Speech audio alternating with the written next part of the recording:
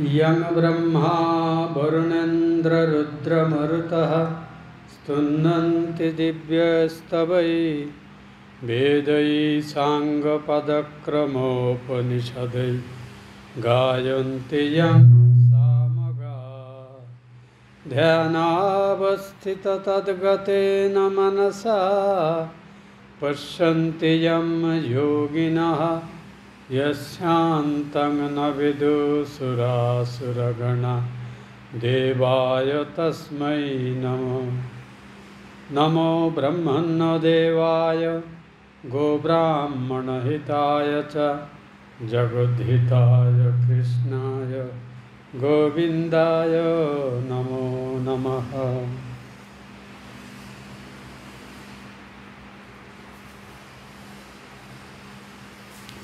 ওম নমো ভগবতে বাসুদেবায়।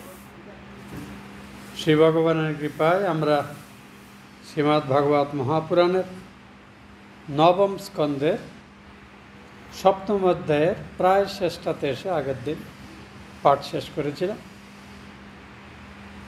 একটুখানি আগে থেকে শুরু করছি এই জন্যে, কারণ এই শেষ অংশটাতে আমাদের সময় হয়ে যাওয়াতে একটা গুরুত্বপূর্ণ কিছু আলোচনা ছিল, যেটা আমরা খুব সংক্ষেপে সেরে নিয়েছি। প্রসঙ্গটি হলো, হরিশ্চন্দ্র বহু যাগযজ্ঞ সব করেছেন, তার মধ্যে শেষে যে অশ্বমেধ যজ্ঞটা তিনি করেছিলেন, তার দক্ষিণা দেওয়ার সময় বিশ্বামিত্র এক মহা অনর্থ উপস্থিত করেছিল, যার ফলে অত্যন্ত কঠোর পরীক্ষার মধ্যে দিয়ে তাকে যেতে হয়েছিল।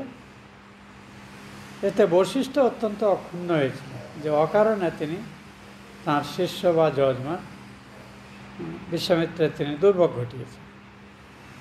বিশ্বামিত্রকে বশিষ্ঠ অভিশাপ দিলেন যে তিনি আড়ি পাখি হয়ে থাকবেন জন্মাবেন। বিশ্বামিত্র কাউন্টার অভিশাপ দিলেন যে তুমি বক হয়ে জন্মাবে। দুজনেই এই পাখি জন্ম নিলেন পরস্পরের সাপে, এবং বহু বৎসর ধরে তাঁরা পরস্পর ঝগড়া করলেন। এরকম সব বিচিত্র কাহিনী আছে, কিন্তু এখানে আমার প্রসঙ্গটি অন্য। এখানে ভাগবতে হরিশ্চন্দ্র ত্রিশঙ্কুর সন্তান হরিশ্চন্দ্র। ত্রিশঙ্কুর জীবনের সঙ্গে বিশ্বামিত্রের জীবন ঘনিষ্ঠভাবে জড়িত। আমরা পরে হয়তো সেই উপাখ্যান পাব। ত্রিশঙ্কু সশরীরে স্বর্গে যেতে চেয়েছিলেন যজ্ঞ করে। বিশ্বামিত্র দেবতারা তাতে রাজি ছিলেন না, ওরা না এটা অনুমোদিত না। পুণ্য অর্জন করে শরীর গেলে সূক্ষ্ম শরীরে দেবালয়ে স্বর্গে গিয়ে ভোগা দিয়ে, কিন্তু তিনি সশরীরে যাবেন এটা হয় না। তখন বিশ্বামিত্র বলেন, না, আমি আমার তপস্যার জন্য পাঠালেন সেখানে বেশিক্ষণ দেবতারা তাকে তিষ্ঠতে দিলেন না, তাকে ফেলে দিলেন, না তুমি মর্তে চলে যাও। তখন বিশ্বামিত্র তাঁর তপস্যরে ত্রিশঙ্কুকে স্তম্ভিত করে দিলেন, অর্থাৎ তিনি স্বর্গ থেকে পতিত হলেন কিন্তু মর্তে আসতে পারলেন। তিনি এই শূন্যে ঝুলতে থাকলেন, ত্রিশঙ্কু অবস্থা বলিয়া। যাই হোক, ত্রিশঙ্কু ধর্মপ্রাণ রাজা ছিলেন, কিন্তু তাঁর এই উচ্চাকাঙ্ক্ষাটি হয়তো একটি বিপত্তির কারণ হয়েছিল যে সশরীরে স্বর্গে যায়। তো এর বিস্তারিত উপাখ্যান সময় সুযোগ হলে আমরা অন্যত্র আলোচনা করব। হরিশ্চন্দ্র অত্যন্ত ধার্মিক রাজা ছিলেন, এবং ভগবান বিষ্ণুকে বলা হয় যজ্ঞময় শরীর তাঁর। তার সমস্ত দেবদেবীর পূজা বিষ্ণুর যজ্ঞের মাধ্যমে হয়ে থাকে, অর্থাৎ বিষ্ণু যা করলে তার মধ্যে প্রায় সব দেবতার পূজা অন্তর্ভুক্ত হয়ে থাকে, কারণ সব দেবতা বিষ্ণুর অংশ সম্পদ। তো এই যজ্ঞের করার ফলে সবই তো হলো, দক্ষিণা নিয়ে একটু অশান্তি হলো, কিন্তু শেষ পর্যন্ত বিশ্বামিত্র রাজা হরিশ্চন্দ্রের ধৈর্য, তাঁর ধর্মনিষ্ঠা, সত্যনিষ্ঠা ইত্যাদিতে অত্যন্ত খুশি হয়ে তাঁকে তত্ত্বজ্ঞান প্রদান করলেন। এই যে অংশটা এখানে আমরা এত সংক্ষেপে শুনলাম, আমাদেরই অন্যান্য পুরাণ বা ধর্মশাস্ত্রে কিন্তু অনেক বিস্তারিতভাবে এটি আছে, যেটা আপনারা শুনেও থাকবেন।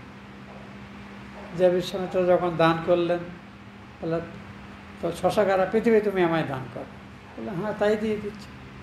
তারপরে যখন দক্ষিণা কথা, তখন রাজকোষ থেকে দক্ষিণা আনতে যাবেন, তখন বিশ্বামিত্র বলেন তুমি সব আমায় দিয়ে দিয়েছো, তাহলে এবার দক্ষিণা তুমি রাজকোষ তোমার রইল কোথায় যে দক্ষিণা দেবে? তো এইভাবে যে বিচিত্র হলো। তারপরে রাজ্যচ্যুত হলেন। তাহলে তো পৃথিবীতে সবই যদি আপনার দক্ষিণ, তাহলে আমি কোথায় থাকবো আপনি বলে দিন। বলে শিবক্ষেত্র কাশী আছে, এটা এখানে কারোর অধিকার চলে, তুমি ওখানে গিয়ে থাক। সেখানে গিয়ে থাকলে বিশ্বামিত্র তাগাদা দিলেন, তো দক্ষিণাটা কবে পাবো? এই তাগাদা নিয়ে অনেক অশান্তি হলো। তারপরে তো দুর্ভোগ হলো। তারপরে স্ত্রীকে তিনি মানে কৃতদাসী করে দিলেন এক ব্রাহ্মণের, তার বিনিময়ে কিছু টাকা পেলেন। তখনও তো বিশ্বামিত্র তাগাদা দিচ্ছেন, কই দক্ষিণা পুরো হয়নি।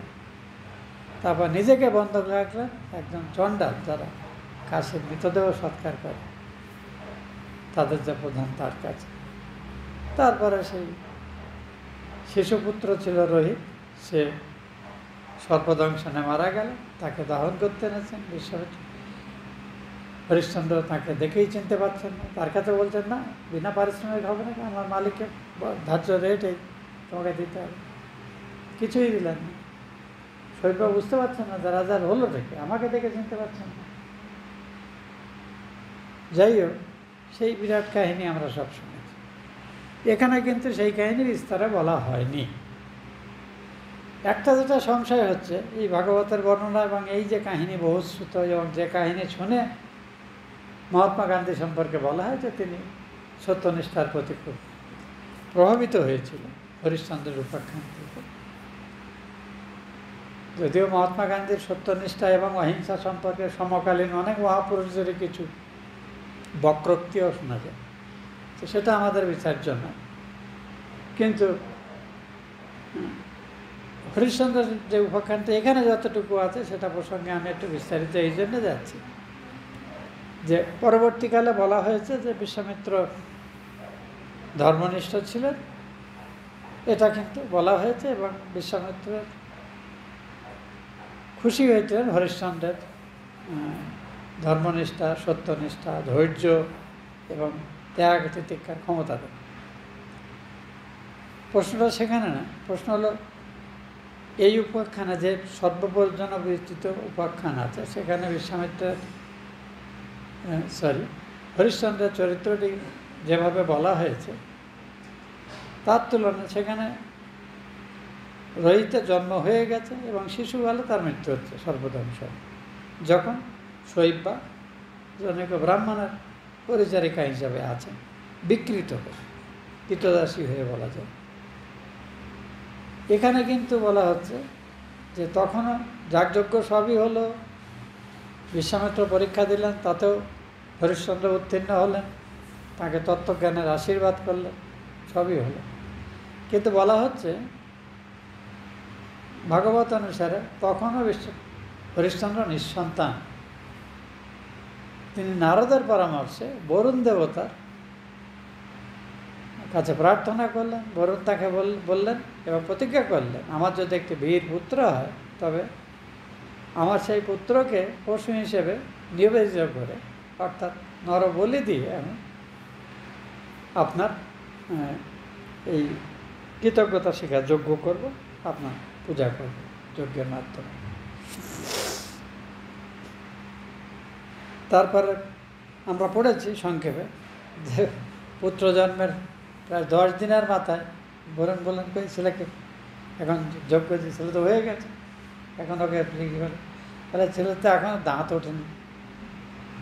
আচ্ছা, দাঁত উঠলো, বলে দাঁত তো উঠে গেছে এখন। বলে না, দাঁতটা না পড়লে সে তো যজ্ঞ বলে দেওয়া যোগ্য হয় না, নতুন দাঁত উঠবে। তো নতুন দাঁত উঠলো। তারপরে বললেন এখন তো হয়নি, তার যদি সে যদি বুঝতেই শেখেনি, এখন পরিণত বুদ্ধি হয়নি, যৌবনোদ্গম হলে তবে সে যজ্ঞের উপযুক্ত হবে। এইভাবে বিভিন্নভাবে বলে বলে বিশ্বামিত্র সময় কাটাবে। শেষে যখন তিনি বীর হয়েছেন, শিক্ষা দীক্ষা হয়েছে, নিজের ভালো মন্দ বুঝতে শিখলেন, যখন জানলেন যে বাবা তাকে প্রতিজ্ঞা করেছিলেন যে বরুণ দেবতার কাছে যে তাকে বলি দিয়ে যজ্ঞ করবেন, এবং বাবা এখন পিছিয়ে যাচ্ছেন যাতে বরুণ দেবতা রুষ্ট হচ্ছেন, তখন বললেন এখানে থাকলে তো আমারই মৃত্যু সংকট। অর্থাৎ সে নিজে তখন ধনুপ্রাণ সহযোগে বনে চলে গেল। তো এইখানে একটা প্রশ্ন আসছে, একদিকে ধর্মনিষ্ঠ বলা হচ্ছে হরিশ্চন্দ্রকে, আর এখানে তিনি পুত্র ছিল না, পুত্র পাওয়ার জন্যে এমন একটি সংকল্প করলেন যার পরিণাম সম্পর্কে তিনি সচেতন ছিলেন। যেমন অর্জুন বলেছিলেন, আজকের সূর্যাস্তের মধ্যে আমি যে জয়দ্রথকে বধ করতে না পারি, তাহলে আমি স্বেচ্ছায় চিতায় উঠে দেহত্যাগ করি। ওখানে শ্রীকৃষ্ণ বলছেন, শেষ পর্যন্ত শ্রীকৃষ্ণ তাকে রক্ষা করলেন, যদিও বলেন ভাবিতে উচিত ছিল প্রতিজ্ঞা, যখন প্রতিজ্ঞা করছিল ভাবা উচিত ছিল তোমার সামর্থ্য কতটা। কারণ ওই দিন শিবের বরে জয়দ্রথ কারোর বদ্ধ হবে না, কেউ তাকে বধ করতে পারে। তো যাই হোক, ভগবান সেই কাঁটাটা ঘুরেই দিলেন অন্যভাবে, সেটা অন্য প্রসঙ্গ। তো এখানেও আমরা দেখছি হরিশ্চন্দ্রাই প্রতিজ্ঞা করে, বাবা বহুদিন হলো, দীর্ঘ বয়সে সন্তান হলে এমনিতেই সন্তানের প্রতি আসক্তি বেশি থাকে, আর সেই সন্তানকে বলে দিতে হবে ভাবতেই পারছেন, কাজে নানা অজুহাতে সময় কাটাতে। এখন এটা এরপরে কি তাকে ধার্মিক বলা হবে না অধার্মিক বলা হবে, এটা একটা প্রশ্ন এসে যায়। তারপরে শেষ পর্যন্ত রোহিতাশ্ব যখনই ফিরতে চাইছেন, খবর পেয়েছেন যে বাবার উদরী রোগ হয়েছে, অর্থাৎ পেটে জল জমছে, তো তাতে বাবা কষ্ট পাচ্ছেন এবং এ না হলে এটা তার মৃত্যু হতে পারে। ফলে আমি আমার জীবন রক্ষার জন্যে আমি পালিয়ে এসেছি জঙ্গলে, আর বরুণ দেবতার কবে বাবা কষ্ট পাচ্ছেন, তখন ফিরে আসতে চাইছেন। যখনই ফিরে আসতে চাইছেন, ইন্দ্র দেবতার বেশে, ব্রাহ্মণের বেশে তাকে বলছেন, না তুমি ফিরে যাও না, এর থেকে বরং তুমি গিয়ে যজ্ঞের পশু বা বলদ থেকে তার থেকে তীর্থ করো, ভগবানের নাম করো, তীর্থ দর্শন করো, এগুলো অনেক ভালো কাজ। অথচ ইন্দ্রও কিন্তু সেই যজ্ঞের অধিকারী অন্যতম, এবং বরুণ, ইন্দ্র, বরুণ, অরুণ অর্থাৎ সূর্য, এরা হলেন প্রধান দেবতা যারা যজ্ঞের ফলভাগী। এখানে বরুণ দেবতার যজ্ঞে ইন্দ্র প্রকারান্তরে বাধা সৃষ্টি করছেন। হরিশ্চন্দ্র এইটুকু নিশ্চিন্ত হয়েছেন যে ছেলেটি অসহায় অবস্থায় যদি আমি তাকে যজ্ঞের প্রতিক্রিয়া বলে দিতাম তাহলে আমার অমর্যাদা হলো, কিন্তু এখন সে পরিণত বুদ্ধি হয়েছে, নিজের ভালো মন্দ বুঝতে শিখেছে, এখন যা হবে তার কপালে আছে তাই হবে। কিন্তু তিনি কিন্তু পুত্র নেই, চলে গেছে, বাড়িতে নেই। তো এই যে একটা অদ্ভুত সংকট, এই যে ধর্ম সংকট কিন্তু আমাদের জীবনে, অনেকের জীবনেই আসে। আমরা বহু সমস্যাযুক্ত পরিবার পরিজন নিয়ে বাস করি এবং আমাদের জীবনে অনেক সময় আমরা বিপদে পড়ে বিপদ থেকে উদ্ধার করার জন্য একটা প্রার্থনা করে বসি ভগবানের কাছে, এই করব এই করব। পরে আমরা দেখি আমাদের সেই দায় স্খলন করার সামর্থ্য নেই, আবার সেটা করতে গেলে বহু ক্ষতির শিকার হচ্ছে। তখন কিন্তু আমরা এটাকে নানাভাবে ডাইভার্ট করার চেষ্টা করি। এখানে পুত্র স্নেহ এবং ধর্মনিষ্ঠার মধ্যে সংঘাত উপস্থিত হয়েছে। আবার একজন দেবতা প্রকারান্তরে এই কাজে সহযোগিতা করছে, এবং মুখ্য দেবতা ইন্দ্র 6 বছর পর্যন্ত অপেক্ষা করলেন শুনছে ওই আমাদের রোহিতাশ্ব। তারপর তিনি বললেন, না আমি পিতৃগৃহে ফিরে যাব। ফেরার পথে হঠাৎ তার মাথায় একটা বুদ্ধি হলো, আচ্ছা কোনো বিকল্প যদি কাউকে যদি, তখন অর্থ সম্পদ দিয়ে একজন খুব দরিদ্র ব্রাহ্মণ, তার 3 সন্তান, তাদের মধ্যে মধ্যমজন শুনছে, তাকে অর্থমূল্যে ক্রয় করে তাকে সঙ্গে নিয়ে আসলেন। তো রোহিতাশ্বর বিকল্প হিসেবে তাকে যজ্ঞে বলে দিয়ে যজ্ঞ করবেন এটা। কিন্তু সেই সুনস্বাবের উপাখ্যানটা এর পরে বর্ণনা হবে, সুখদেব বলছে, সেটা আমরা পরে পড়ব। যাই হোক, যজ্ঞ হলো এবং এই যজ্ঞে বিশ্বামিত্র অন্যতম যাজ্ঞিক ছিলেন এবং এই সুনস্বাবকে বিশ্বামিত্রই কিন্তু রক্ষা করেছিলেন। সে প্রসঙ্গে আমরা পরে যাব। কিন্তু যজ্ঞ সম্পন্ন হলো। হরিশ্চন্দ্র বললেন, তাহলে এখানে আমরা কি শিখলাম উপাখ্যানটাতে? একটা প্রবাদ আপনারা শুনেছেন শুভস্য শীঘ্র, মনে যদি কোনো শুভ সংকল্প জাগ্রত হয় তো সেটাকে বাস্তবায়িত করা যত তাড়াতাড়ি হয় করতে হয়। কারণ কই পরিস্থিতি হবে, হয়তো এমন বিরুদ্ধ পরিস্থিতি হবে, তখন আর এই সংকল্পটা বাস্তবায়িত করা সম্ভব নয়, যত শীঘ্র সম্ভব। আর যদি কোনো অশুভ সংকল্প আপনি করে থাকেন তো সেটা বাস্তবায়িত করার আগে যতটা পারেন আবার ভাববেন, আর একটু দেরি করবেন, কালক্ষেপ করতে হয়। এখানে হরিশ্চন্দ্র কালক্ষেপ করার ফলে একটা বিকল্প তৈরি হল। তো আমরা যারা সংসারে অজস্র সমস্যার মধ্যে থাকি, ধর্ম সংকট উপস্থিত হলে তড়িঘড়ি না করে যতটা সামাল দিয়ে আর একটুখানি টাইম পারচেস করা যায়, সময়ের হাতে নেওয়া যায়, সেভাবে আমরা এগোলে তখন কিন্তু হয়তো একটা অপেক্ষাকৃত ভালো বিকল্প বা মধ্যপন্থা বেরোতে পারে। তা যদি না হয় তখন যা করণীয় করতে হবে। কিন্তু সবসময় বলা হয়েছে সত্যনিষ্ঠা অধিক ধর্ম নেই। আমরা ঠাকুর শ্রীরামকৃষ্ণ বারবার বলেছেন সত্য কথাই কলির তপস্যা। শুধু কলির না, সব যুগেই সত্য কথাই কিন্তু তপস্যা, শ্রেষ্ঠ তপস্যা। সত্যকে, জীবনকে সত্যনিষ্ঠ করে রাখা ইটসেলফ একটা মহা কষ্টকর এবং কঠিন সংকল্প। খুব কম মানুষ এটি পারে।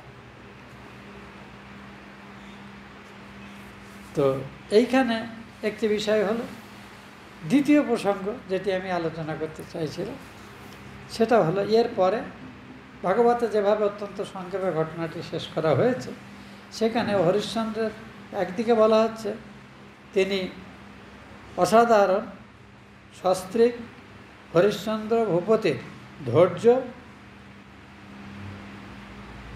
সত্যনিষ্ঠা, ধর্মনিষ্ঠা দেখে বিশ্বামিত্র খুশি হয়ে তাঁকে তত্ত্বজ্ঞান প্রদান করেছিলেন। এই তত্ত্বজ্ঞান পাওয়ার পরে জীবনের বহু ঘটনার সম্মেলনে হরিশ্চন্দ্র নিজে রহিতাশ্বের হাতে রাজ্য সমর্পণ করে তিনি তপস্যায় জীবন নির্বাহ করলেন। সেটি খুব সংক্ষেপে এখানে বলা হয়েছে যে মনই, খুব ভেবে দেখা, মনই সংসারের মূল। এই নিমিত্ত রাজা মনকে পৃথিবীতে ধারণা করলেন। বেদে মনকে অন্নময় বলা হয়েছে, অন্ন শব্দ দ্বারা পৃথিবীও উক্ত হইয়া থাকে। এই নিমিত্ত চিন্তা করলাম, কারণ অন্নের উদ্গম পৃথিবী থেকে হয়, আর সেই অন্ন খেয়ে আমরা পরিপুষ্ট হই এবং আমাদের শরীরের যে প্রাণ শক্তি সেটিও উদ্দীপ্ত হয়। আপনি যত আহার করবেন তত কিন্তু প্রাণ নির্জীব হয়ে যায়, মনের জোরও কমে যায়, শক্তি সামর্থ্যও কমে যায়, এমনকি জবদানের ক্ষমতাও থাকে। তো ওই জন্যে মন অন্নময় কোষের পরে প্রাণময় কোষ, তারপরে মনোময় কোষ। কিন্তু মন কিন্তু সংযতভাবে অন্যের উপর নির্ভরতা কমালে আস্তে আস্তে কিন্তু মনের শক্তি বাড়ে এবং খুব কম খাবার খেয়েও কিন্তু মন শক্তিশালী রাখা যেতে পারে। এগুলোই হলো তপশ্চর্যের বিভিন্ন প্রক্রিয়া।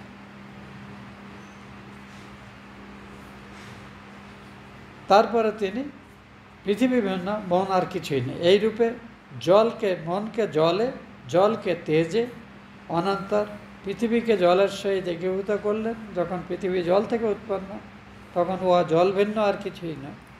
এই যে ক্ষিতি, আপ, তেজ, মরুদ, বোম, এদের মধ্যে ক্ষিতি হলো সব থেকে স্থূল, আর বোম অর্থাৎ আকাশ তত্ত্ব সব থেকে সূক্ষ্ম।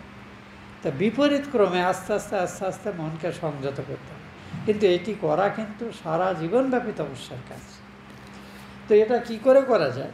আমাদের অতি পরিচিত গ্রন্থ, কিন্তু আমরা যার অর্থ সবসময় খুব ভালো করে চিন্তা করি না, সেই গীতা থেকে একটু এই প্রক্রিয়াটা আমি একটু আপনাদের কাছে একটুখানি সহজতর করার জন্য গীতার এই অংশটিকে আমি আলোচনা করব আপনাদের সাথে।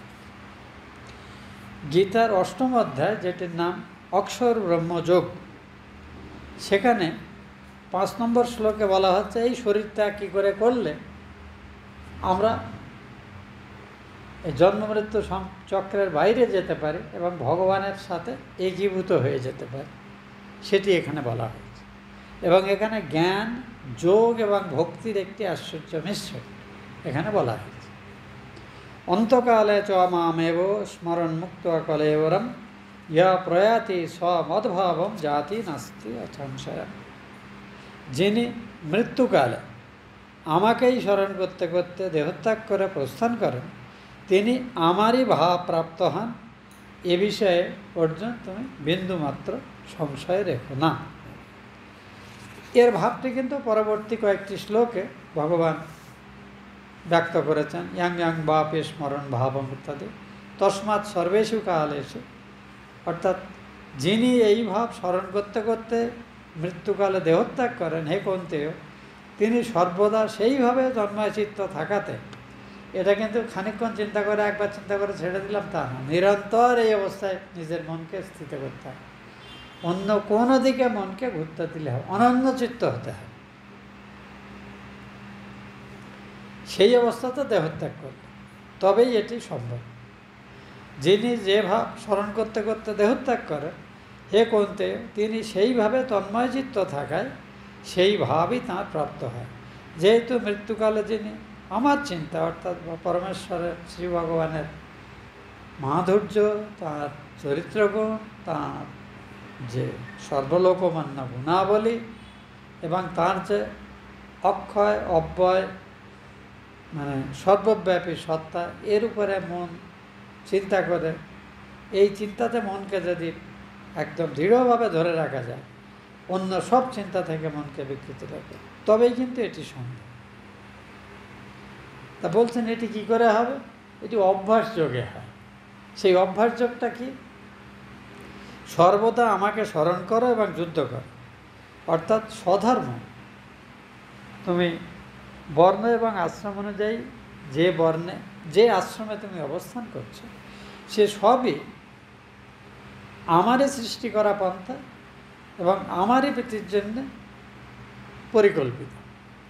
কাজেই কর্তব্য কর্ম করতে থাকো, অহং বুদ্ধি পরিত্যাগ করো, ভগবানের তোমার সামর্থ্য নিয়ে ভগবানেরই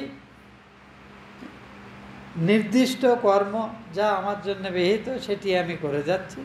এর ভালো মন্দ, এর সুফলও আমি চাই না, এর কুফলও আমি চাই না, সবটাই ভগবানের পায়ে আমি অর্পিত করছি। এই যে মানসিকতা নিয়ে কাজ করতে হবে। এবং সব সময় না না সব ছেড়ে ছুড়ে দিয়েও ছেলেপুলের ঝামেলা মিটে যাবে, মেয়েটার সৎপাত্রের পাত্র হয়ে যাবে, ছেলেটার একটা ভালো সংসার হবে, একেবারে হীরের টুকরো নাতি নাতনি হবে ইত্যাদি ইত্যাদি আমাদের প্ল্যানে থাকে আর কি, চার্টার আর কি। সেগুলো সব হয়ে গেল, তারপর আমি নিশ্চিন্তে ভগবানের নাম করব। তারপর দেখে ঠাকুরের কথা তখন মনে পড়ে যায়, সব আছে কিছু নেই, কিন্তু নাতির জন্য আর কাশি যাওয়া হয়ে ওঠে না, মানে নাতির চিন্তায় আর কি। অথচ ছেলে বৌমা বলছে তুমি তোমার চিন্তা করো, ওদের চিন্তা আমরা করবো, কিন্তু সে কথা শোনে কি? আসলে আমরা আসক্তিতে পড়ি, এই হলো সমস্যা। তো ভগবান বলছেন আসক্তি আসা স্বাভাবিক, কিন্তু যদি এই জগৎ সংসার ঈশ্বরেরই, আর আমি সেই ঈশ্বররূপী পুত্র সন্তান স্ত্রী আত্মীয় স্বজন এদের সেবা করছি, আমি আত্মীয় স্বজনের সেবা করছি না, এই নিজের সঙ্গে অহং বুদ্ধি ত্যাগ করে ভগবত ভক্তি আশ্রয় করে যে ঈশ্বর সমর্পিত মন নিয়ে যদি করা হয়, তখন কিন্তু আর হবে না। এবং এটা দীর্ঘদিন অভ্যাস করলে তবেই মৃত্যুকালে আর সব চিন্তা বাদ দিয়ে ভগবানের চিন্তা আসবে, যেটা আমরা সারা জীবন করি না। আকণ্ঠ সংসারে ডুবে থেকে শেষ মুহূর্তে একেবারে টুক করে ভগবানের চিন্তা করে ভগবানের পায়ে মিশে যাবে, এরকম একটা ম্যাজিক্যাল রেমেডি আমরা ভাবি আর কি, which never suppose to be. এটাই হলো ঘটনা। ওই জন্য ভগবান বলছেন অভ্যাস যোগযুক্তেন চেতসা অনান্যগামীয় পরমাং পুরুষং দিব্যম ইয়াতি পার্থ অনুচিন্তয়ন। হে পার্থ, চিত্তকে অন্য বিষয়ে যেতে না দিয়ে পুনঃ পুনঃ অভ্যাসের দ্বারা তাকে স্থির করে এক ভগবানের পায়ে স্থির রাখতে হয়,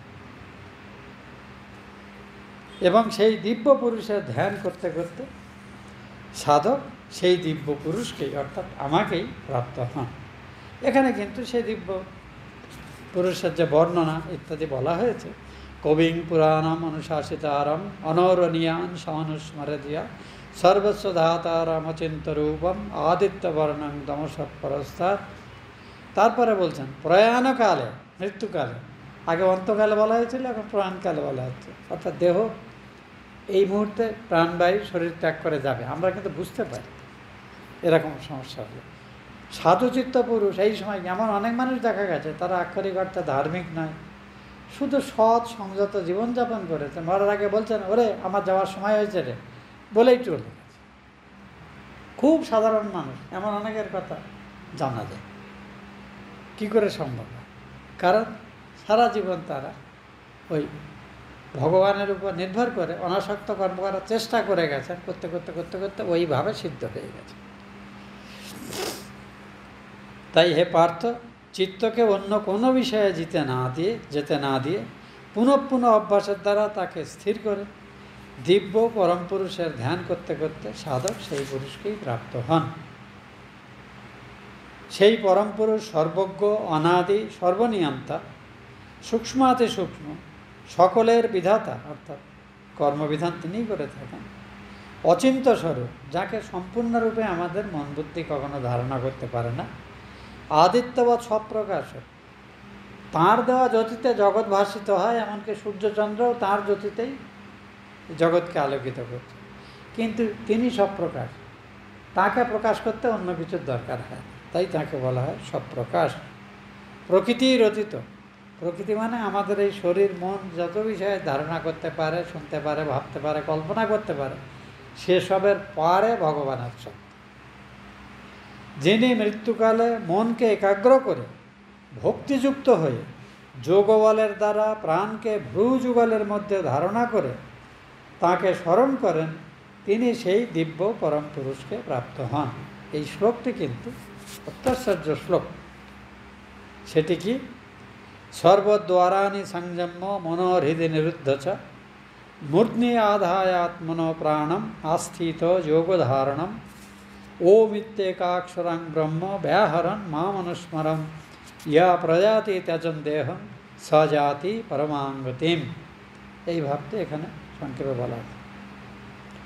বেদবিদারা যাকে অক্ষয় অক্ষর ব্রহ্ম বলেন, অনাসক্ত যোগীগণ যাতে প্রবেশ করেন, যাকে পাবার জন্য সংযত চরিত্র অনুষ্ঠিত ব্রহ্মচারীরা সারা জীবন ব্রহ্মচর্য অনুষ্ঠান করেন, সেই পরমপদ প্রাপ্তির উপায় সংক্ষেপে বলছি বলে এই শ্লোকটি ভগবান বললেন।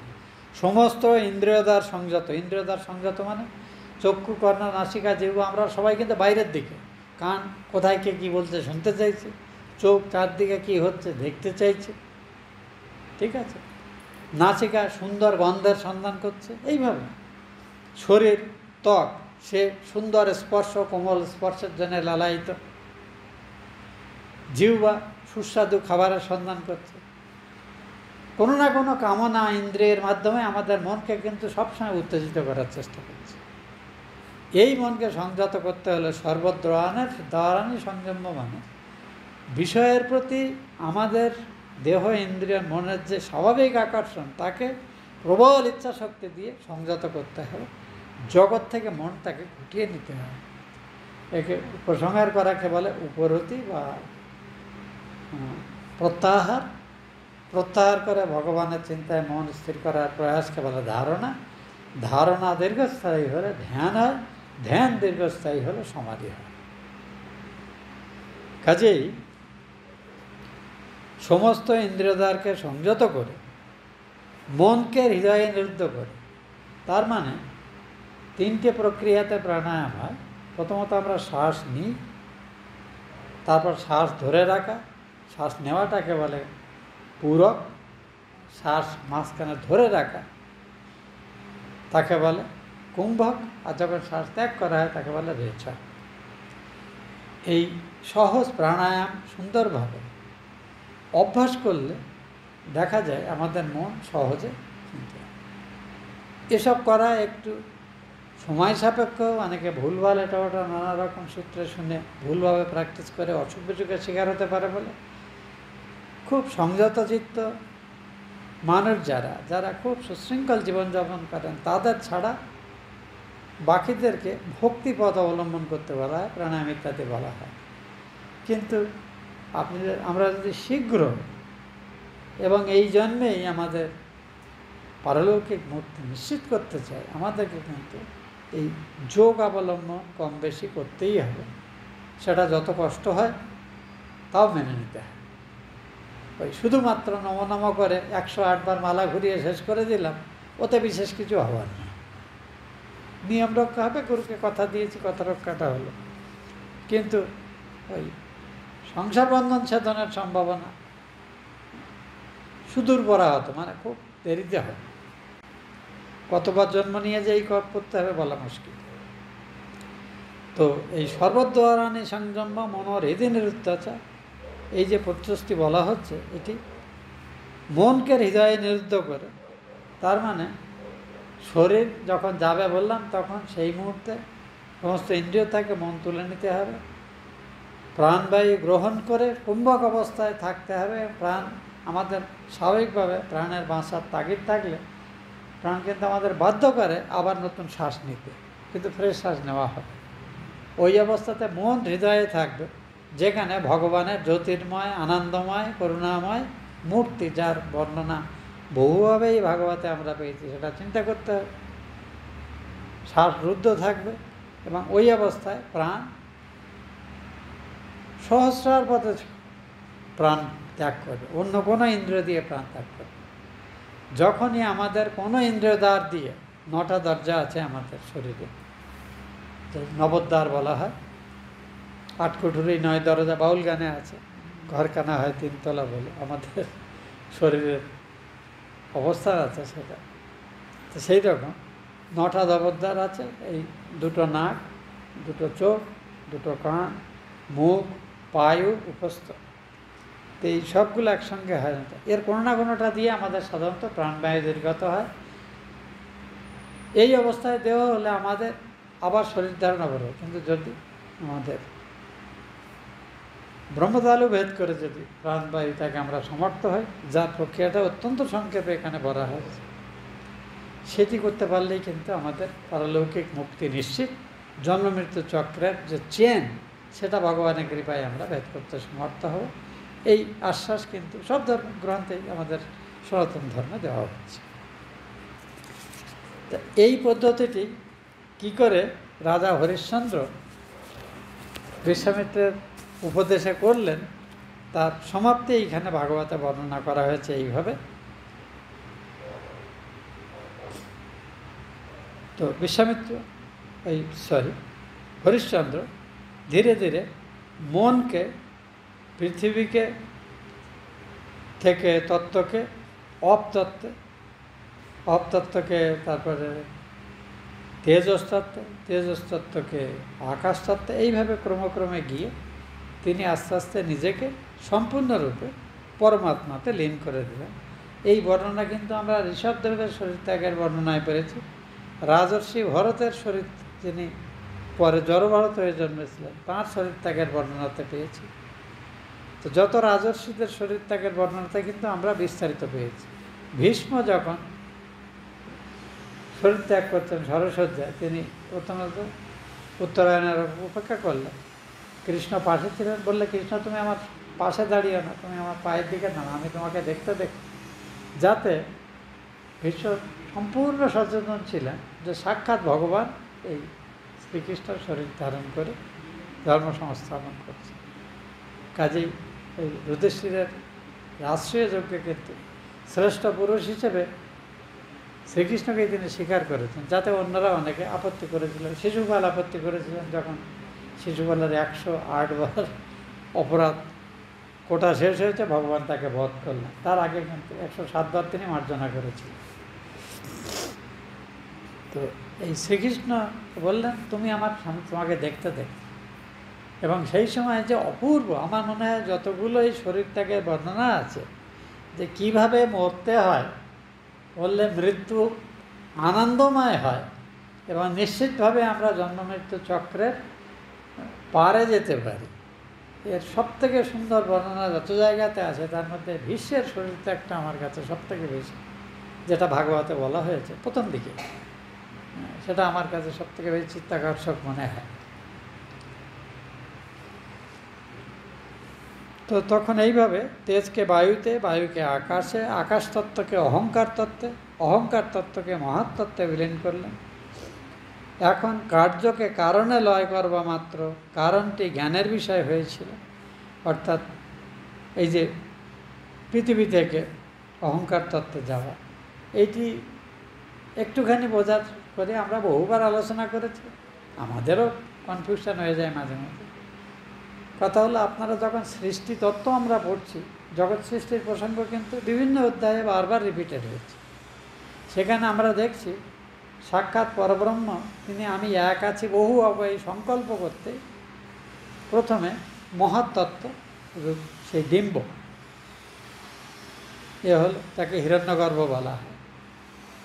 তার থেকে এই অহংকার তত্ত্ব থেকে পঞ্চতন্মাত্র এবং মন, পঞ্চতন্মাত্র থেকে পঞ্চকর্মেন্দ্রিয়, পঞ্চজ্ঞানেন্দ্রিয়, পঞ্চপ্রাণ, এরা সব হলো। তার থেকে আস্তে আস্তে পঞ্চস্থূলভূত, এই পঞ্চস্থূলভূতের বিভিন্ন কম্বিনেশনে বিভিন্ন জীব শরীর। এই প্রসেসে আমরা সাক্ষাৎ শুদ্ধ পরব্রহ্ম সত্তা থেকে কিন্তু জীবে রূপান্তরিত হই। যখন মুক্তির জন্য আমরা প্রয়াসী হই, তখন ঠিক রিভার্স প্রসেসটাতে আস্তে আস্তে আস্তে আস্তে এই জগৎকে চেষ্টা করতে হবে। এই হোল প্রসেসটাই দীর্ঘ প্রয়াস, দীর্ঘ সাধনা, ত্যাগ, তিতিক্ষা এবং ধৈর্য সহকারে মনঃসংযমের উপরে নির্ভরশীল। ভক্তিপথে শুদ্ধ ভক্তি এবং শরণাগতির ভাব আশ্রয় করে কিন্তু বহু জটিলতাকে মুক্ত হয়ে ভক্ত অতি সহজে এই লক্ষ্যে পৌঁছাতে পারে। প্রথমে বৈদিক ভক্তি, তারপর থেকে পরাভক্তির অবস্থাতে উন্নীত হয়ে সেখান থেকেই কিন্তু এই তত্ত্বজ্ঞানের অবস্থা লাভ করা সম্ভব। এই জন্যে বেশিরভাগ মানুষের জন্য এই ভক্তিপথটাই বিশেষভাবে উপদেশ করা হয়েছে। তাই বলে যেন আমরা অন্য পথগুলোকে ছোট করা না দেখি। আমাদের সমাজে কিছু কিছু ভক্তিবাদী সম্প্রদায় আছেন সনাতন ধর্মে, যারা কিন্তু এই ভক্তিবাদের থেকে অন্য সবগুলোকে ছোট বলে গণ্য করেন, যেটা ঠিক না। এরপরে তিনি আর বিষয়ের দিকে দৃষ্টি না দিয়ে জ্ঞানের দিকে দৃষ্টিকে পরিবর্তিত করলেন এবং ওই জ্ঞানকেই পরমাত্মার সাথে স্বরূপ চিন্তা করতে করতে ধ্যানবৃত্তি অবলম্বন করে আত্মার আবরণকারী অজ্ঞানকে নিঃশেষ রূপে তিনি যেন পুড়িয়ে ফেললেন। তারপরে তিনি নির্বাণ সুখের অনুভব দ্বারা ওই জ্ঞানকেও পরিত্যাগ করলেন এবং সম্পূর্ণ বন্ধনমুক্ত হয়ে এমন অবস্থায় পৌঁছলেন যে অবস্থাকে নির্দেশ করা যায় না। একটু আগে আমরা কিন্তু গীতাতেই সেটি পড়েছি, যা তর্কের অতীত সেই স্বীয় স্বরূপে অবস্থান করতে লাগলেন। তো এইভাবে হরিশ্চন্দ্র দেহত্যাগ করলেন। এরপরে হরিশ্চন্দ্রের পুত্র যে রোহিতাশ্ব, যার জীবন নিয়ে বহু ঘটনা হয়েছে, যেটার দুরকম বিবরণ আমরা পুরাণাদিতে পাচ্ছি, সেই রোহিতাশ্ব রাজা হলেন এবং তার বংশধর যারা আছে তার পরিচয় এখানে অষ্টম অধ্যায়ে দেওয়া হয়েছে। রোহিতের পুত্র ছিলেন হরিত, হরিতের পুত্র চম্প। এদের আরও সন্তানাদি ছিল, কিন্তু বর্ণনা সংক্ষেপ করার জন্য সুখদেব পরীক্ষিতের কাছে ওই প্রধান যে পুত্র, যিনি তার বংশধর হয়ে পরবর্তীকালে রাজসিংহাসনে অধিষ্ঠিত হয়েছে, তার মাধ্যমেই বলে যাচ্ছে। চম্প হইতে সুদেবের জন্ম হয়, সুদেবের পুত্র বিজয়, বিজয়ের পুত্র ভরুক, ভরুকের পুত্র বৃক, বৃকের পুত্র বাহুক। রাজা বাহুক শত্রুদের দ্বারা পরাজিত হলে তিনি তার ভার্যার সঙ্গে বনে চলে যান।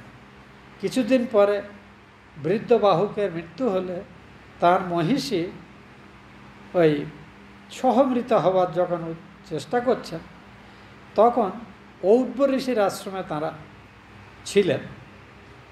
এই ঔদ্ব ঋষি জানতেন যে বাহুকের পত্নী, যিনি রাজ্যচ্যুত রাজা, এখন বনে আছেন, তার পত্নী অন্তঃসত্ত্বা, অর্থাৎ সন্তান। তখন বললেন, না, তোমার গর্ভে যেহেতু সন্তান আছে, তুমি পতির সাথে সহমৃত হওয়া তোমার উচিত নয়, বরং অন্য পত্নীরা যারা আছে তারা সহমৃত হোক, আপত্তি নেই, যদি যারা তা মনে করে। এই সহমরণের বিধি কিন্তু স্ত্রীদের উপরে চাপিয়ে দেওয়ার একটা পরিস্থিতি পরবর্তীকালে হয়েছে বলে প্রচার করা হয়, কিন্তু সহমরণ কিন্তু বাধ্যতামূলক ছিল না। এটা কিন্তু আমাদের একাধিক শাস্ত্রে এটা নিয়ে প্রচুর আলোচনা দেওয়া আছে। এখানে ঔদ্য ঋষি তিনি সম্ভবত জানতেন যে এই সন্তান এই রাজবংশের রক্ষক হবে এবং ভবিষ্যতে প্রখ্যাত রাজবংশের সূচনা করবে।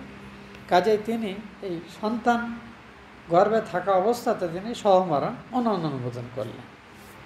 কিন্তু সমস্যা অন্যত্র হয়ে গেল। ঔর্ব ঋষি তাঁকে গর্ভবতী জেনে সহমৃতা হতে নিবারণ করলেন। এদিকে তাঁর সপত্নীরা, মানে আরও যে সপত্নী রাজা ছিলেন, তারা এই সংবাদ জানতে পেরে এই গর্ভবতী রানীকে খাবারের সঙ্গে বিষ মিশিয়ে তাকে দিলেন। কিন্তু ঋষি, এই সপত্নীদের কাণ্ড কারখানা আমরা মহাভারত অনেকবার পড়েছি।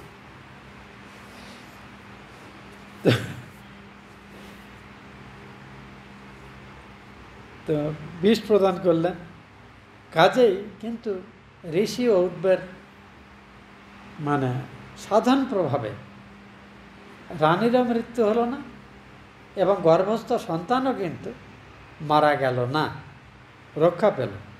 এই শিশু যখন অসুস্থ হলো, যেহেতু তার শরীরে বিষক্রিয়া ছিল, তাই তাকে নাম দেওয়া হলো সগর।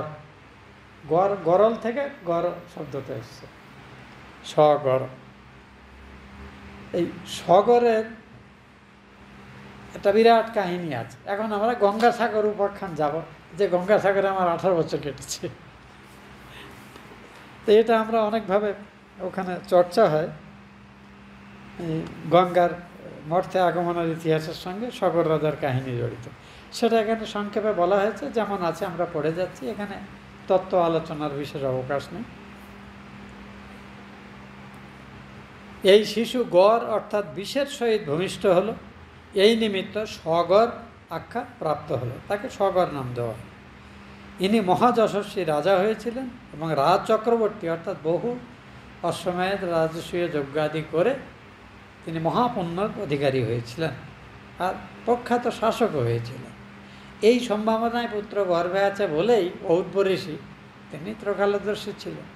ওই জন্য এই সন্তান সহ তার মৃত্যু যাতে না হয় তার জন্য তিনি নিজের প্রভাব প্রয়োগ করেছিলেন।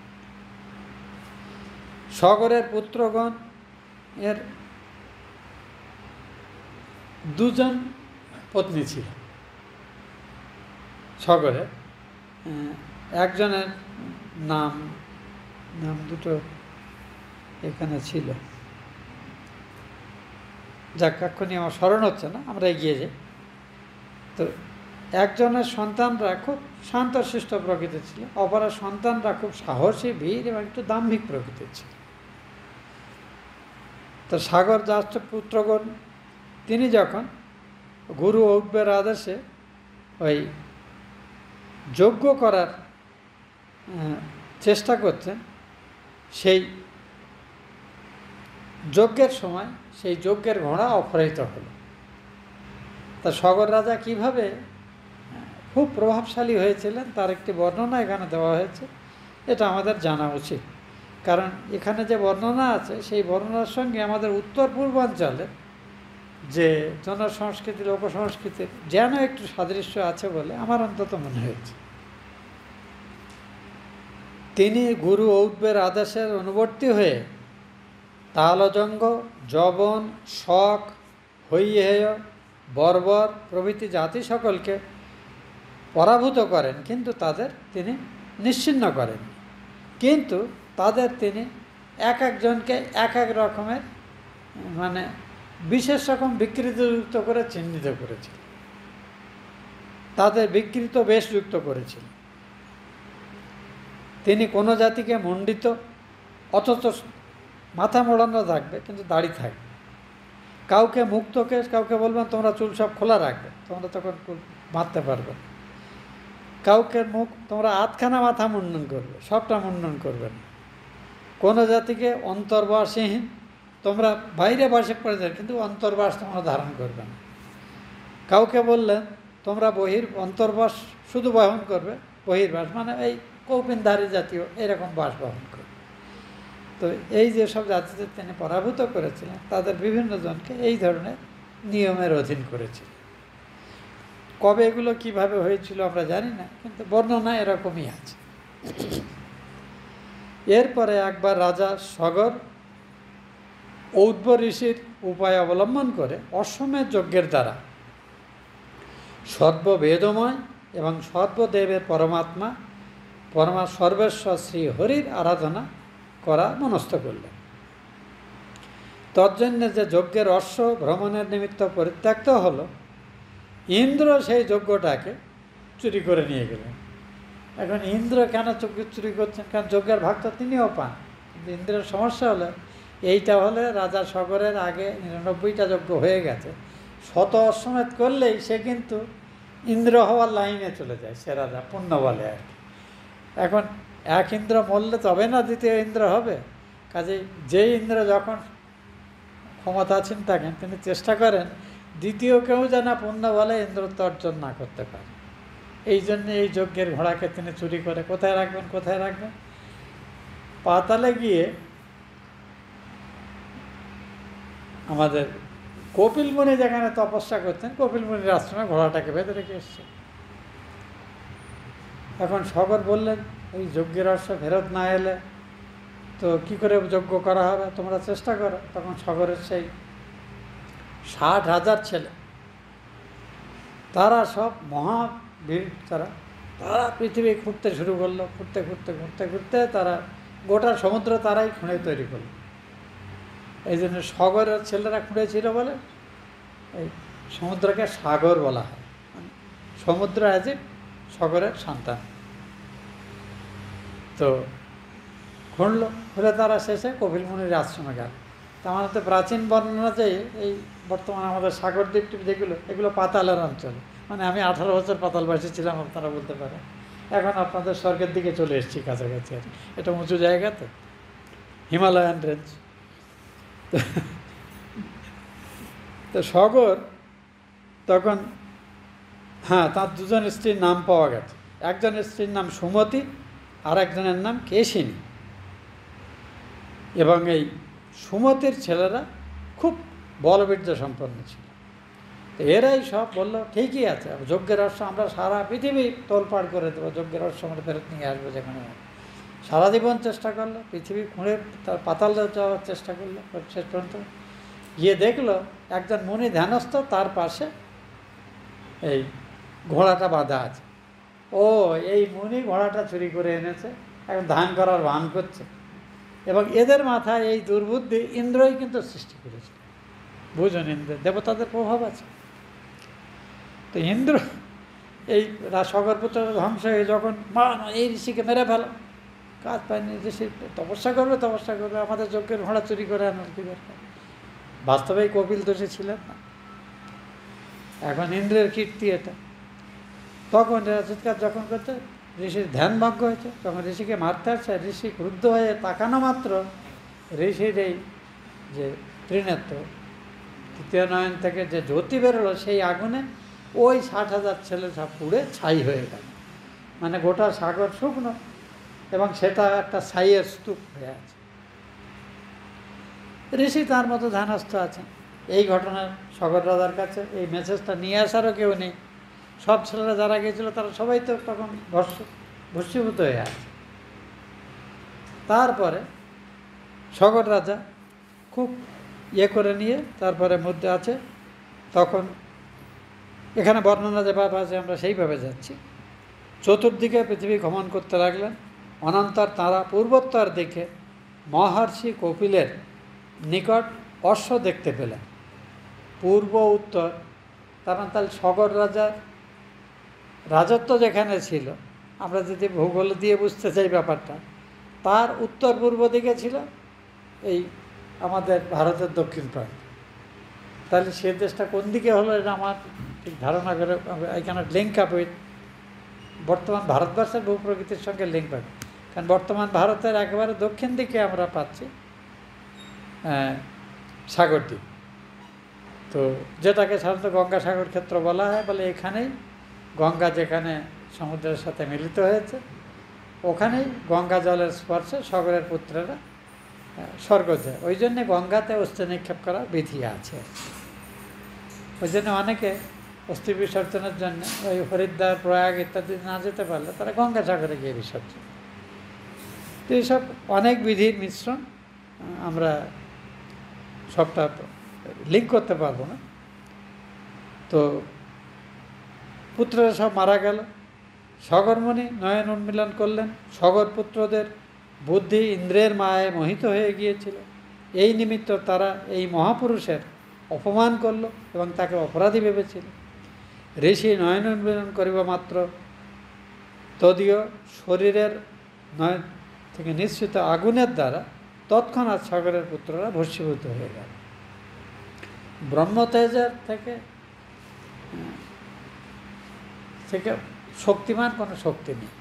আমরা বিশ্বামিত্র বৈশিষ্ট্য সংবাদে এটা পড়ব, পরে কোথাও আমরা পাবো এটি।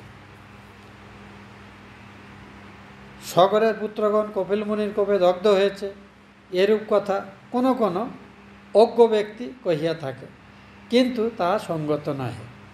যিনি শুদ্ধ সত্যমূর্তি, যিনি স্বেচ্ছায় দেহ দ্বারা জগৎকে পবিত্র করিতেছেন, ক্রোধময় তমভাব তাহাতে কিরূপে সম্ভব? কাজেই ভূমির রজ আকাশের ধর্ম বলে কিরূপে সম্ভাবিত হতে পারে? যারা প্রবর্তিতা সাংখ্যরূপা দৃঢ় নৌকা অবলম্বন করে মুমুক্ত ব্যক্তির দুর্তয় মৃত্যুসাগর ভবান্ন পার হয়ে থাকে, সর্বজ্ঞ পরমাত্মা স্বরূপ সেই কপিলদেবের শত্রুমিত্ররূপা ভেদদৃষ্টি কিরূপে সম্ভব হতে পারে? অতএব সগরপুত্রগণ যে স্বীয় অপরাধে ভস্মসাৎ হয়েছে তাতে সন্দেহ কি? কপিল তাদের অভিশাপ দেন। সগরপুত্রেরা অত্যন্ত গর্হিত কাজ করতে যাচ্ছিল এবং সেই গুরুতরভাবে তৎক্ষণাৎ তাদের শরীর যায়। কপিল তাদের অভিশাপ দেন। এখানে একটি বলা হয়েছে, এটা সম্ভবত ভাগবতকার এর আগে আমরা মা দেবহূতিকে কপিল যে ধর্মোপদেশ করছে তার বর্ণনা পড়েছি একেবারে ভাগবতের 3য় স্কন্ধে। তো সেখানে কপিলের যে পরিচয় আমরা পেয়েছি তার সঙ্গে কিন্তু এই জায়গাটার একটুখানি সংঘাত হয়।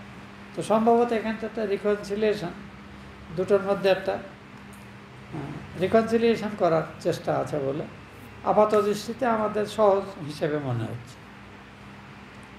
যাই হোক, এখানে মোটামুটি কপিল অভিশাপ দেননি বা মারতে চাননি, তাদের দুর্বিচার দেখে তিনি রুষ্ট হয়েছিলেন, এটুকুই কথা। কারণ সগরপুত্রদের মৃত্যু তাদেরই কর্মফলে হয়েছে এটা বলা হচ্ছে। মহারাজ সাগরের অপরাপত্নী কেশিনীর গর্ভে অসমঞ্জস নামে এক পুত্র জন্মগ্রহণ করেন। অসমঞ্জের পুত্র অংশুমান, তিনি পিতার হিতাচরণে রত থাকতেন, পিতামহের হিতাচরণে রত থাকতেন। অসমঞ্জস পূর্বজন্মে যোগী ছিলেন, কিন্তু সঙ্গহেতু যোগ থেকে বিচলিত হন। তিনি এই জন্মে জাতিস্বর হওয়ায়, অর্থাৎ পূর্বজন্মের কথা তার মনে ছিল, তিনি সঙ্গ পরিহারের নিমিত্ত গর্হিত আচরণ করে জনগণের উদ্বেগ এবং বিপ্রিয় কর্ম করে জাতিগণের অসন্তোষ উৎপাদন করতে লাগলেন। তিনি একসময়, কিন্তু আশ্চর্য, কেন যে তিনি বিরুদ্ধ ধর্মাচরণ করতে লাগলেন এটার কারণ এখানে স্পষ্ট নয়। তিনি একদা ক্রীড়াশীল বালকদিগকে সরজুর জলে নিক্ষেপ করে দিলেন। তাঁর সদৃশ চরিত্র, তাঁর ঈদৃশ চরিত্র দেখে সাগর সমস্ত স্নেহ পরিত্যাগ করে অসমঞ্জকে নির্বাসিত করলেন। অসমঞ্জ স্বীয় যোগ বলে বালকদিগের সকলের নয়নগোচর করাইয়া পুর হইতে প্রস্থান করলেন। অসমঞ্জ কিন্তু ইচ্ছাকৃতভাবে এই সকলের ঘৃণা বা বিদ্বেষ উৎপাদন করেছেন, কারণ তিনি পূর্বজন্মে যোগী ছিলেন এবং পূর্বজন্মের কথা মনে ছিল। কাজে যত শীঘ্র এ জন্মে শরীরটা যায় তার জন্যেই তিনি কিন্তু এই বিপরীত ধর্মী আচরণ করেছিলেন, যাতে পিতা তাকে নির্বাসনে দিল। অসমঞ্জ স্বীয় যোগ বলে যে বালকদের তিনি সর্বজে নির্বাসন করেছিলেন সকলকে তাদের দেখালেন যে না, এরা মরেনি, এরা বেঁচে আছে। হে রাজন, অযোধ্যাবাসী লোক সকল বালকদিগকে পুনর্বার আসিতে দেখে বিস্ময়ে প্রাপ্ত হলো। রাজাও অনুতাপ করতে লাগলেন, কিন্তু অসমঞ্জ ততক্ষণে কিন্তু রাজা নির্বাসন চলে গেছে। কাজে অসমঞ্জটা খুব এক্সেপশনাল ক্যারেক্টার। অনন্তর রাজা আদেশ করলে অংশুমান রাজার অন্য সন্তান অশ্বের অন্বেষণে বহির্গত হয়ে পিতৃব্যগণের খাত, মানে তার পূর্বতন পুরুষরা যে বিশাল খাত খনন করে ওই পাতাল লোকে গেছিল, সেই খাত অনুসরণ করে যেতে লাগলো। যেতে যেতে বিশাল ভস্মাস্তুতের সামনে তাদের যজ্ঞাশ্বের ঘোড়া বাঁধা আছে দেখতে পেলে, এবং তথায় সাক্ষাৎ ভগবান কপিল মুনিকে আসীন দেখে মহাত্মা অংশুমান অত্যন্ত বিনীতভাবে সাষ্টাঙ্গে এবং বদ্ধ তাঁকে প্রণাম করলেন এবং সমাহিত মনে তাঁর স্তব করতে লাগলেন। হে মুনিবার, আপনি সাক্ষাৎ ভগবানের অবতার, আপনি ব্রহ্মারও ঈশ্বর থেকে অধিকতর, আপনি ভগবানের অংশসম্ভূত।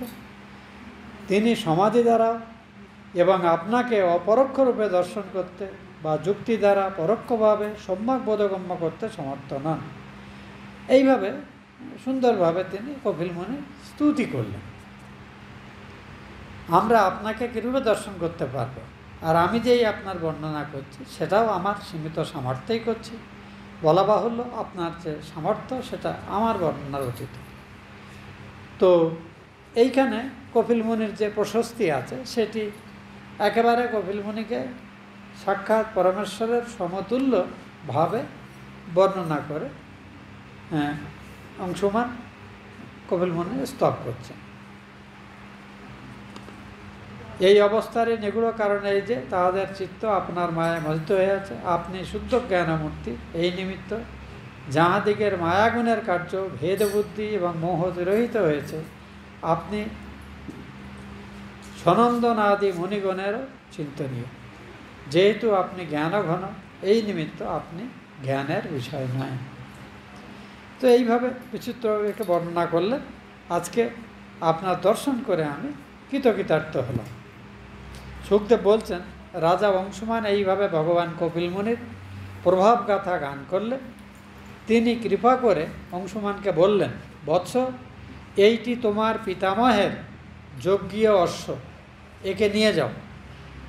তখন কপিল বললেন, এই তোমার পিতৃব্যগণ ভস্মীভূত হয়ে আছেন, একমাত্র গঙ্গার স্পর্শ, জলের স্পর্শ যদি এরা পায় তো এরা উদ্ধার হবে, নইলে অনন্তকাল ধরে এদের এই অবস্থায় থাকতে হবে, অন্য কোনো প্রকারে এদের উদ্ধার হবে না।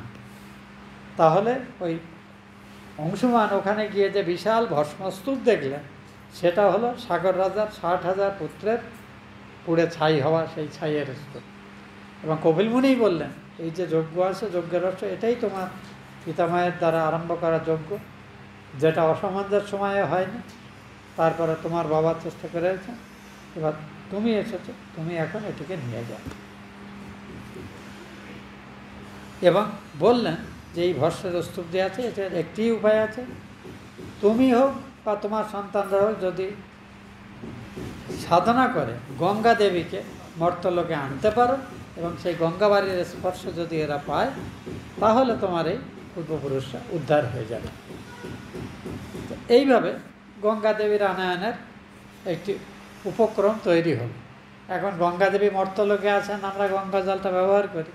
তো ইন্দ্র যদি ঘোড়া চুরি না করতেন তাহলে এত কিছু হতো না।